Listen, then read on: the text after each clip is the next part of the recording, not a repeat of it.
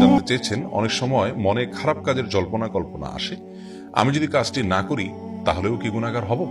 ভাই হাবিব, অত্যন্ত গুরুত্বপূর্ণ প্রশ্ন আপনি করেছেন। কারণ আমাদের মনে অনেক সময় বাজে চিন্তা ভাবনা বা খারাপ জল্পনা কল্পনা এসে থাকে। সেগুলোকে আমরা তিন ভাগে ভাগ করতে পারি। কিছু খারাপ চিন্তা বা জল্পনা কল্পনার কারণে আমাদের কোনো গুনাহ হবে না, আবার কিছু কিছু খারাপ জল্পনা কল্পনার কারণে আমাদের গুনাহ হবে, আবার কিছু কিছু খারাপ চিন্তাটা খারাপ অথচ সেটার কারণে আমাদের গুনাহ তো হবেই না, বরং উল্টো একটি সওয়াব বা বিনিময় আল্লাহর পক্ষ থেকে আমরা লাভ করব।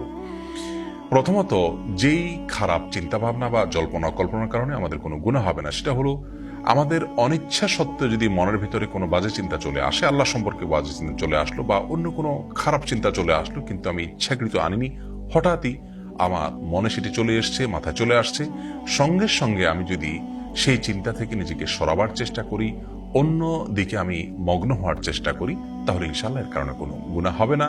এ বিষয়ে সারা বিশ্বের সমস্ত উলামায়ে কেরাম একমত। এটাকে হাদিসুন নফস বলা যেতে পারে।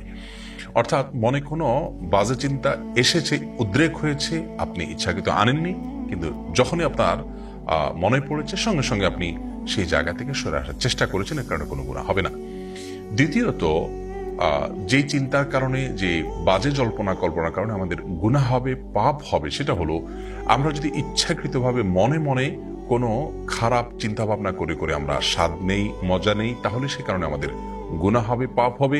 যেমন কোনো পরনারী বা হারাম কোনো দৃশ্য, এটাকে নিয়ে আমরা মনে মনে জল্পনা কল্পনা করলাম, বা মনে মনে কেউ যদি তাকে নিয়ে বাজে চিন্তা করেন এবং মনে মনে তার সাথে জেনা করেন বা জেনা করার চিন্তাকে অন্তরে তিনি জাগ্রত রাখেন, তাহলে সেক্ষেত্রে তার কারণে তার গুনাহ হবে। এ বিষয়ে মুসনাদে আহমদ এবং সুনানে আবু দাউদ একটি হাদিস বর্ণিত হয়েছে, যার ভাষ্য এরকম: আল আইনু তাজনি ওয়াল কলবু ইয়াজনি, জিনাল আইনি আন নজর ওয়া জিনাল কলবি আত তামান্নি। যার অর্থ হলো, মানুষের চোখ জেনা করে, তার মনও জেনা করে।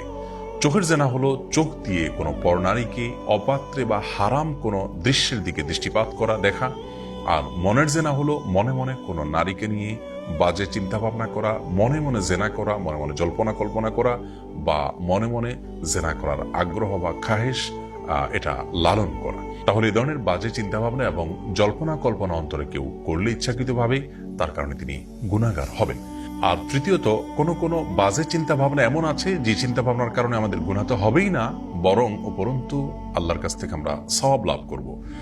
আর সেই চিন্তা ভাবনা সম্পর্কে বুখারী এবং মুসলিম এক যুগে বর্ণনা করেছে যে রাসূল আকরাম সাল্লাল্লাহু আলাইহি ওয়াসাল্লাম ইরশাদ করেছেন, যদি কেউ কোনো খারাপ কাজ করবেন এই মর্মে তিনি চিন্তা ভাবনা করে রাখেন, অর্থাৎ পরিকল্পনা করে রাখেন, মনে মনে সিদ্ধান্ত এঁটে রাখেন যে তিনি খারাপ কাজটা করবেন, কিন্তু পরক্ষণে আল্লাহর ভয়ে তিনি সেই খারাপ কাজটি করলেন না, বাস্তবায়ন করলেন না, তাহলে এর কারণে আল্লাহ রাব্বুল আলামিন তাকে একটি সওয়াব দান করবেন, যেহেতু তিনি খারাপ সিদ্ধান্ত থেকে ফিরে এসেছেন।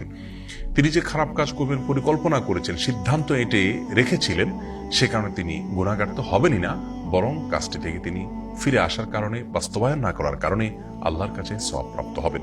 অতএব আমাদের মনে যে সমস্ত বাজে চিন্তা ভাবনা বা জল্পনা কল্পনা এসে থাকে, সেগুলোকে এই তিন ভাগে ভাগ করা হবে। আল্লাহ তাআলা আমাদেরকে বোঝার তৌফিক দান।